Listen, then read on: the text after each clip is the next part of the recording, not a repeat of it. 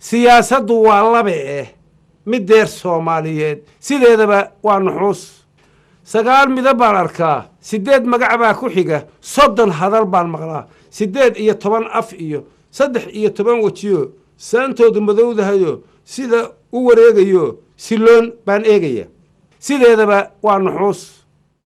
بسم الله الرحمن الرحيم السلام عليكم ورحمة الله وبركاته وعن دعوة يا لمانتي من ملبو جوكتان كل صوت هذا برنامج كي كورن كسياسية إيو كلسان تي في أو تضبط كي بمرأة كدعوة تي في جا كلسان حلقة نوع حستوس إن في إيمانية استوديو تي في جا وكل هاي مقالة نيروبي دلك كينيا برنامج كا تضبط كنوع مرتين وجوه وزير كي هراء هداية تعليم تسرع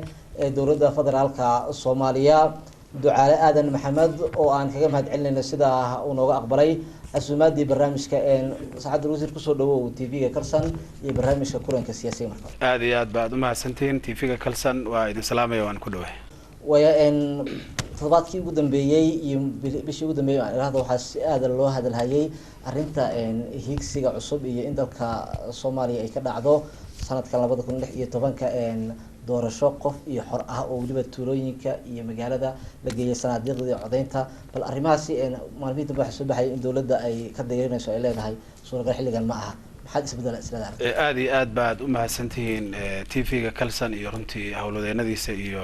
adeer adiga iyo dhammaan asxaabtiina cameraman yaasha waa idin wada salaamaya shacabka Soomaaliyeed meel kastoo joogaan iyo dhammaan daawadayaashana si fiican baan salaan diiran hawada uga soo marinaya waa su'aal aad iyo aad u muhiimsan oo haddana taagan in la iswarsado dastuurkeena wuxuu qaaxayay oo ku qoran madaxdeennuna ku dhaaratay shacabka Soomaaliyeed iyo adduunkuna ay marxaati ka hayn kana jiba sugayeen in sanadka 2016 markii la gaaro ay Soomaaliya ka dhacayso doorasho rasmi ah oo qof waliba codkiisa uu dhiibanayo si xor ah oo xalaalan ay u dhacayso dastuurka sidaas ku qoran madaxduna ku dhaaratay shacabka iyo adduunyaduna ay marxaati ka ahaayeen isaga ayayna ahayd wixii la isku xisaabtamay laakiin waxaad moodaa hadda baaqyada soo baxaya baryahan cod ka duwan oo dhahaya doorashadii sidaas ahayd lama qaban karo marka waa runtii arrimo u baahan in la iswaraysto wax la iska weydiiyo waad ku mahadsantiin inaad arintaas soo qaadeen way hadda magaalada Muqdisho waxa ka soconaya shir ay ka qayb galayeen maamulada inkastoo Puntland iyo Jubbaland ay ka qayb galeen taasi oo looga hadlayo bal arrimaha sidii higsiga cusub loo gaari lahaa inkastoo madaxda dawladda ay sheegtay inay dhici karaan hadda bal ugu yaraan in doorasho ay dhacdo isleedahay maadaama taas la gaari waayo wax qurux badan oo cadaalad ku dhacay ayaa soo baxaya marka la gaar labo anigu shakhsiyan iyo in badan oo Soomaalida kamid ah iyo adduunkaba siday u badan yihiin ama cilmiyan iyo nolosha bini'aadamku uu sugayba doorasho kasta oo aan toos ahayn toos waxa la yiraahdaa doorashada qofka muwaadinka uu codkiisa si xor iyo xalaal ugu dhiibto uu kaliya sanduuq ku rido isagoo isloog waxa uu doortay doorasho kasta oo aan taa ahayn xalaal ma noqon karto waxaan ognahay Soomaaliya hadda waa tii la islaayay kala shaki iyo qabyaalad iyo dhibaato iyo si darxun muddo dheer wadanka uu ku jiray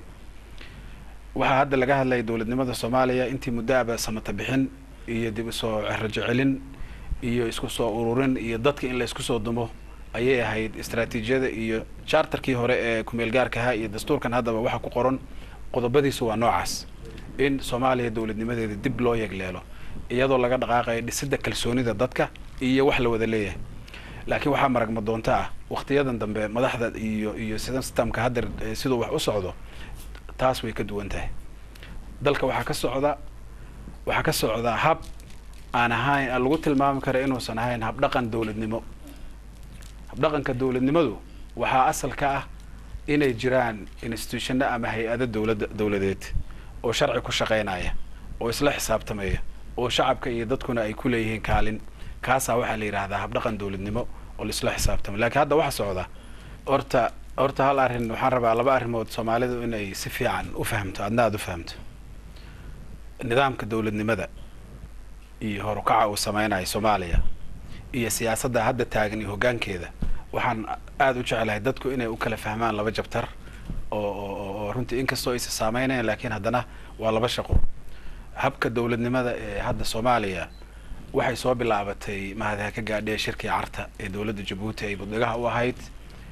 waaga laga soo bilaabo kumeel gaaradii socday 2000 ilaa iyo 2012 bilowgeedii markii kumeel gaarka laga baxay intaas qolaba waxbay ku daraysay waxba dhismaayay sanooyinkan dambe hadeertaan systemkan hadda jira uu jirayna wixii socday ayuun bay wax ku darmanayaan adeer tusaalaan ku siinayaa oo aan filayo inaad adiga saxafi aad baad xog badan ka hayso waagi dhaweyd ee doorashada madaxtinimada xamar lagu tartamayay baarlamaanka murashax 12 murashaxiin aad u tiro badan baa tartamayay qof kasta oo mas'uul barigaas xil ka soo qabtay dawladihii hore dhammaantood campaignkooda hal xabo wadaha hal wax bay sheeganayeen waxaan ka xusi karaa madaxweynaha dalka xukuumada Sheekh Shariif Sheekh Ahmed waxaan ka xusi karaa prime ministerkii markaas joogay Cabdiweli Gaas waxaan ka xusi karaa kii ka horeeyay Farmaajo waxaan ka xusi karaa kii asaga ku meel gaarnimada u bedelay ee la oran jiray Cabdi Goonjeex dhammaantood Salaad Cali Jeelle oo isna ahaa murashax wasiir dawladda gaashaandhig ahaa dhammaantood waxay wada sheegteen qof walba achievementiga iyo waxa la qabtay inuu isagu qabtay oo uu waxaynayo anigu waxaan ku sheegay habkaas oo dawladnimada Soomaaliya iyo fidideeda waa nidaam Korea cid kasta oo kursiga ku fadhiisatay isaga iswada uu socdo waana shaqo socota laakiin meesha balaayadu hadda ay ka haysto dalka iyo jahwareerka hadda la galay waxa weey hoggaanka siyaasaddu xilligeed waxay inta Soomaali tashatay la isugu yimid adduunyada gacan ku siisay waxa la go'aansaday in ku meel gaarka laga baxo sharciga lagu qortay doorashooyin la qabsaday la tartamay la isugu tagay wax barigaas loogu yeeray isbedel dhammaan dadka tartamayay markii ugu dambeysay waxa go'aan lagu qaatay in isbedelka loo heliyo rajo iyo han aad u weyn baa dadka galay Soomaali waad ogeyd diaspora dibadda jira gobolada caasimadda Muqdisho meel aan mudaharaad iyo soo dhaweyn laga sameeynin ma jirin adduunyadu way taageertay aad baa Soomaalida iyo dadkuba wuxuu u galay han adiga aan ku su'aal haddaan ku weydiiyay iyo dhammaan daawadayaasha hankii waagaas la qaaday iyo farxadii xagee aaday maanta ma taala anigu waxay la tahay shakhsiyan hankaas inuu jabay riyadaasna inay meel aan la filayn ku dhacday oo ka sokaysa meeshii una dhaweey siyaasiyan ayaan anigu aad u aaminsanahay ona factskeedana statementiga aan maalin soo saarnay ay ku qoran tahay cadeymo badan oo kalena oo gaal iyo muslim bal isku raacay inay dhulka yaalaan oo maragma doontaa in hankaasi uu lumay ayaan anigu cadday muddo cali waxa jirta 22 sano ay dadka ahaa burbu oo ku jiray xaaladba iyo marxalad mar la soo maro dawladdan waxa ay ku guuleysatay in caalamku aqoonsado dawladdii rasmiga ahayd ee Soomaaliya teeda labaad qurbo joogtiya soo laabatay dalkii baa la dhisay markaati baa ka ahayd horumar badan baa socda dawladda inta badan waxay guuleysatay in gobolada dalka ay gacanta ku soo dhigto ama kala soo celiyo ismihii maamuladii aan hore u soo dhawaajiyay waxa soo idil dal 22 sano kadib adduunka ku soo biiro kale oo la soo aqoonsaday miyayna inta soo hormarada arkeenka dadaysan kaliya maya horumarka waxa isaga ka khaldan dib u dhaca iyo problemka siyaasadeed ee dalku galay oo godka uu sii galay oo ku sii socdo iyo horumarka fiditaanka iyo dawladnimada Soomaaliya shaqadeeda shaqada xumo badan oo mucaarad ahaa oo oo kale oo la keenay jiray ku jiraan idoo laftigeeda dhanka horumarka waxqabadka waxaad ka hadlaysaa wali ilaa hadda adiga arrin siyaasadeed kama hadlaysid waxaad ka hadlaysaa waxqabadka dawladnimada waxa way askariga Soomaaliyeed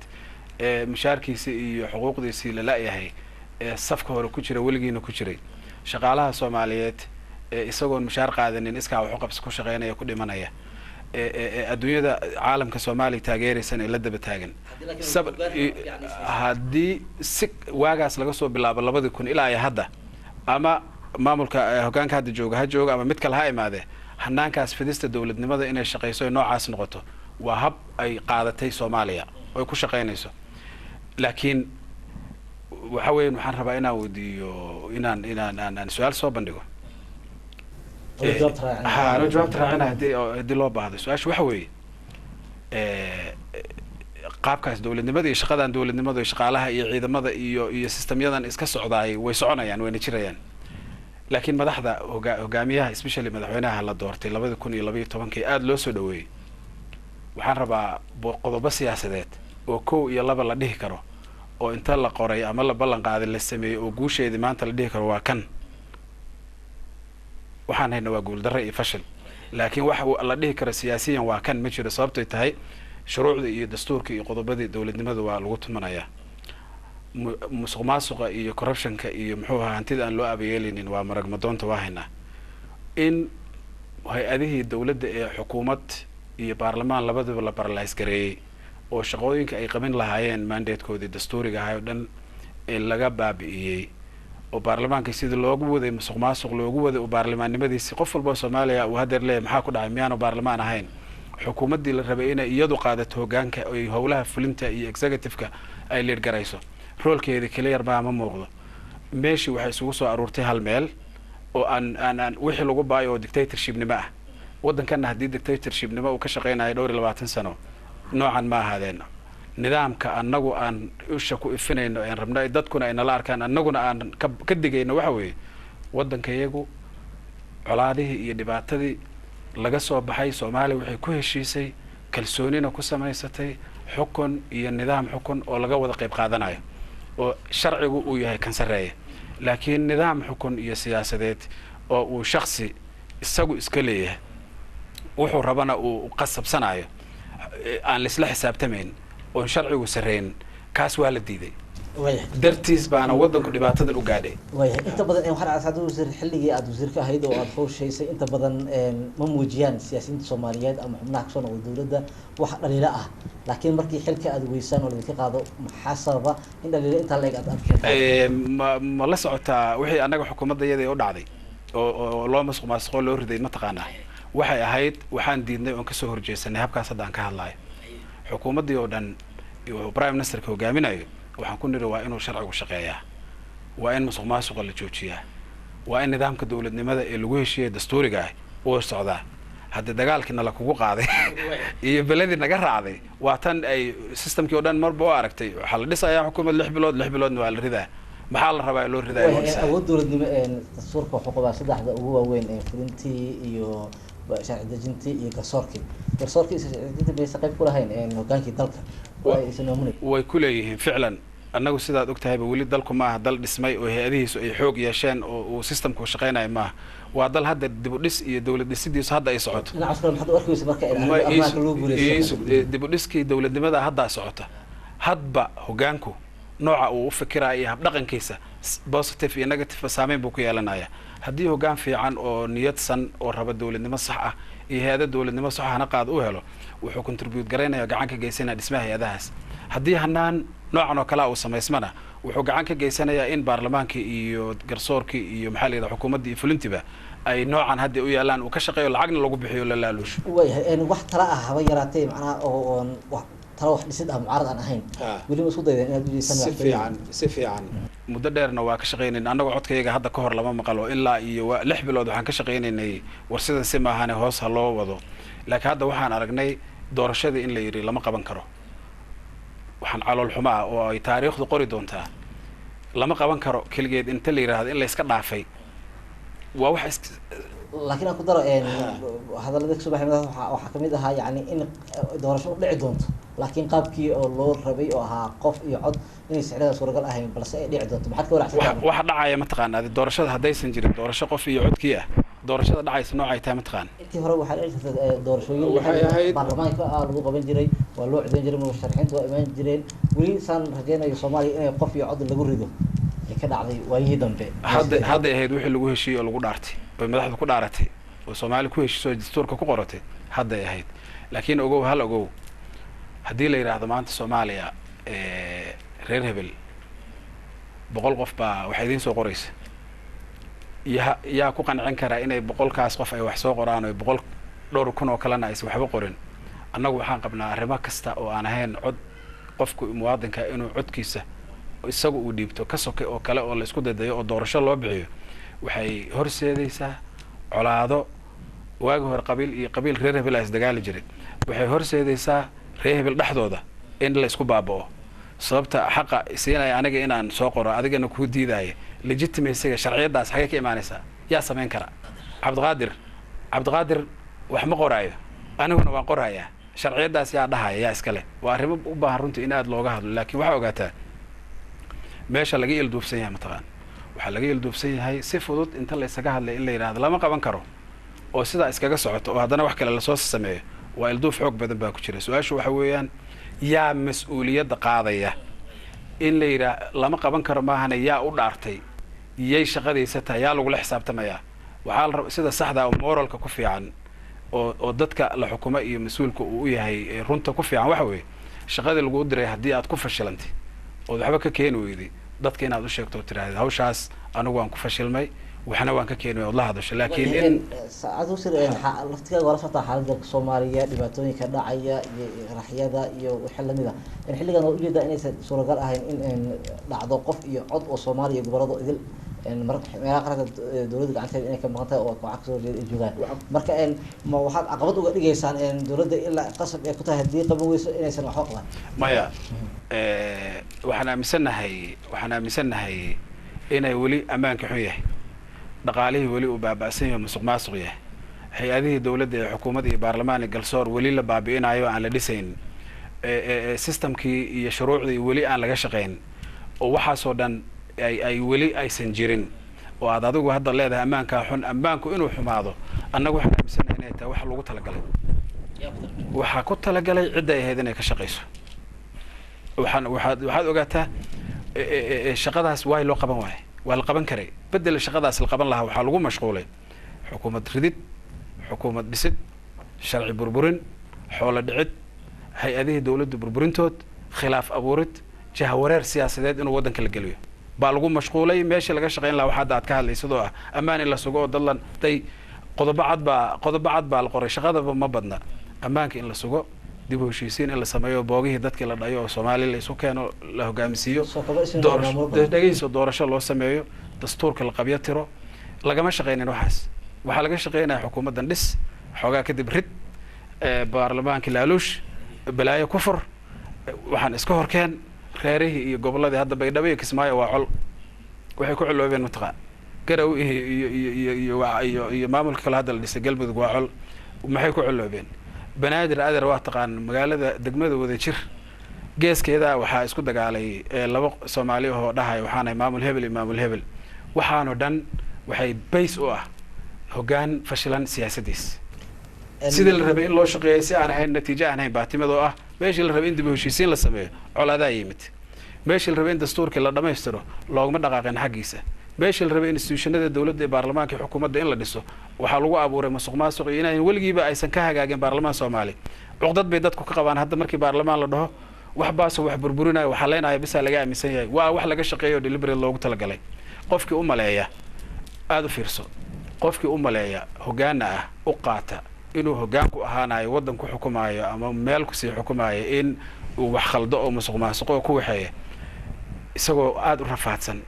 oo intuu kursiga ku fadhiyana ku rafaadsan maalintuu ka tagayana rafaadsan waddankana ku rafaaday baa natiijo baa imaanaysa laakiin markaas si sax oo nidaamka waafaqsan u shaqeyso xukunka iyo madaxtinimadu waad ku raaxaysanaysaa waana sharaf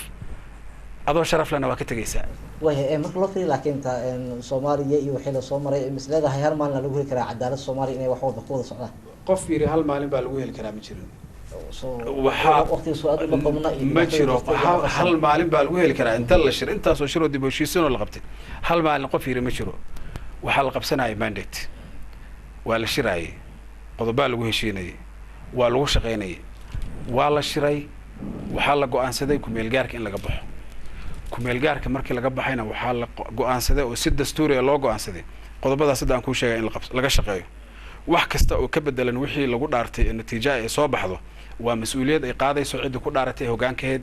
ayna tahay inay dadka u sheegoon la khayaanin waxaan maqlayay baryahan shalay iyo waxaan maqlayay xalay iyo madaxdii oo hadlayso oo dhahayso doorasho lama qaban karo xor iyo ah sidaan ma noqon karto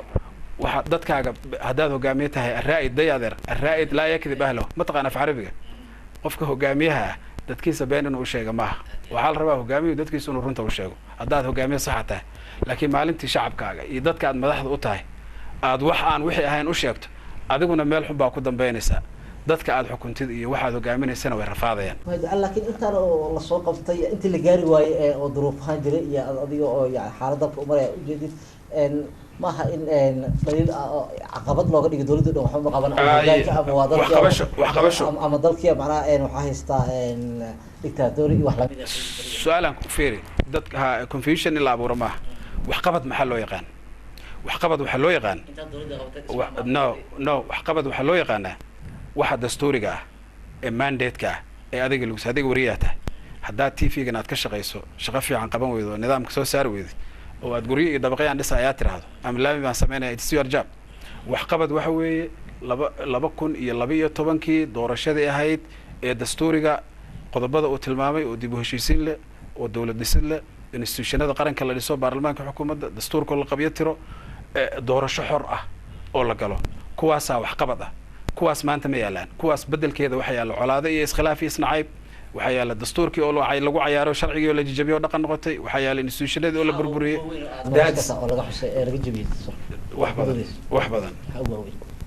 wax badan baa ka mid ah waxaa ka mid ah hadda waxaad sheegtay in la jabi in la dhisay guddiyada iyo waxqabad la qabtay baa ka mid ah guddiyada waxaa dastuurku tilmaamayaa in wadatashi lagu dhiso uu dastuurka u tilmaamayaa oo lagala tashto maamulada oo lagala tashto dadyawga kale ee soomaalida ah shirkaan ma aha casuumidba ma aha ilaa anagu waa noolna waa waaweynaa siyaasaddan ku jirnaa waa joognaay siday u joogtay buu liiskan soo baxay dastuuri ma aha marka barbarka ee Soomaaliya soo kale waxaa kamid ah qof walba in uu doonayo in si gaar loogu tago oo la qanciyo shakhsi misal marka hal siyar waxa qasab dalkan ma taqaan markii uu wadan dagaal uu ka dhaco oo dagaalka uu ka soo kabanayo oo la yiraahdo post conflict process buu maraa processka uu maraayo haddaad adigu hoggaanka u qabatay waxaa qasab kugu aan bari ahayn qof kasta inaad qanciso meeshiisa ugu tagto la abuuro jawi ay dadku u imaan karaan haddii aad abuurin waad fashilantay waxa barya ma aha ama xukunka ka tag ama abuur jawi dadkaas iswalaayay ee la rabo in la isku soo aruuriyo farsamada aad u keeni lahayd is your job mandatekaaga way saadruus inta badan dadka nadaawanaya iyo aragti ahaan waxa ay qabaan qof aad inaad tahay mucaarad xukunka xilligan ee jira Soomaaliya ama xukuumadda hogaamiye madaxweyne xasan lidku ah maxaad xal u aragtaa sidee la soo soo karaa mucaarad maxaa taqaanaa أنا waxaan qabaa wax mucaarad iyo muxaafid hadda la dhaho Soomaaliya oo kale oo noocaan u taalo iyo burburkan iyo dhibaatadan luqadahaas kama ansaxayaan laakiin saasaan u hadli jiray waagaan wasiirka ahaa warkayga waa duuban yahay saanaan u hadli jiray waa mabda'an aaminsanahay mucaarad iyo muxaafid Soomaaliya lama dhihi karo Soomaaliya waxa laga hadlayaa luqad la yiraahdo samata bixin wadanka in la samata bixiyo in la isugu tago in wixii khaldan nafarta lagu fiiqo wixii fiican oo sax ah qabsoomayna la appreciate gareeyo oo la yiraahdo waa wax fiican soo ma garanaysid cid kastana la siiyay space ma garanaysaa ay kaalintooda iyo shaqadooda niman baan arkay maalooda dhalinyaro ah oo jaamacada ka baxay aad u sareeyo oo si u hadlayaan iyo fahamkooda meeshu gaarsiisan yahay la yaabay oo waayay qaab ay wadankaas Soomaaliyeed baaba'san ay gacan iyo kaalin uga geysteen oo maamulkii ay suurtagelin weyday dawladii soo faham based waxaan oo kale Soomaaliya ka yaal mucaaradna maaha muxaafidna maaha waxa way dib u soo kabasho waxa way dib u soo nooleyn waxa way rajiso nooleyn halkee loo maraa iyada ah anagu waxaan ku baaqnaa haddaad akhrisay statementiga iyaga waan tilmaanay meesha loo marayo waxaan soo jeedinay hoggaankan haddeertaan inuu fashilmay oo laga aamin baxay oo shacabka Soomaaliyeed iyo dadku aanay ku kalsoonaan doonin sababtoo tahay 2012 waa la aaminay waa loo mudaharaaday kalsooni baa la siiyay laakiin wixii kalsoonida lagu siiyay qodobadaha waxba kama qabsoomin halka loo marayo waan tilmaanay Soomaaliya waxay u baahan tahay in la isugu imaado wada tashi furan oo cid kasta ay kaalinteeda ku leedahay lagana qayb qaato la iskana wareysto habkii muxuu ahaa wadanka loogu heli lahaa hogaamin xalaala dawladnimada Soomaaliya alxamdulillah ana waxaan aaminsanahay dawladnimada Soomaaliya dib u soo celinteeda taas qof sheegan kara male carta laga soo bilaabo ilaa maanta qofba dhagax baa lagu darayaa wayna socotaa laakiin waa hoggaanka iyo siyaasadda waxa meesha aan fard ku fiiqeyno hoggaanka xilligan waxa u haray sida muuqataba 5 bilood wixii ka dambeeyay oo 16 ma kala galay waxa laga doorasho marka ama qof kale ha ku soo baxo ama hoggaanka xilligan talada hay ku soo laabto marka maxay isleedahay qaabka in loo maro hadii ay dhici weysatay qof ay doorasho ahayd baarlamaankii hore lagu dooran jiray in lagu laabto qaabka loo marayo waa ka hadalay qoraalna waa ku soo saarnay waxaa la rabaa in intuu meel iska istaaga ama isagu wax qorqorto shaati la eg tasho inuu yiraahdo Soomaaliya oo dhibaatadan ku jirto anaa u haya xalki oo meel gurigiisa la galo taas waa mid aan diidanay hadda madaxtooyada ka socota annagu halka Soomaaliya hadda lagu samata bixin karo waxaan ku baaqnay gogol wada tashi inay Soomaaliya iskugu imaato aayadaheed ka tashato waqti ma loo helaa meesha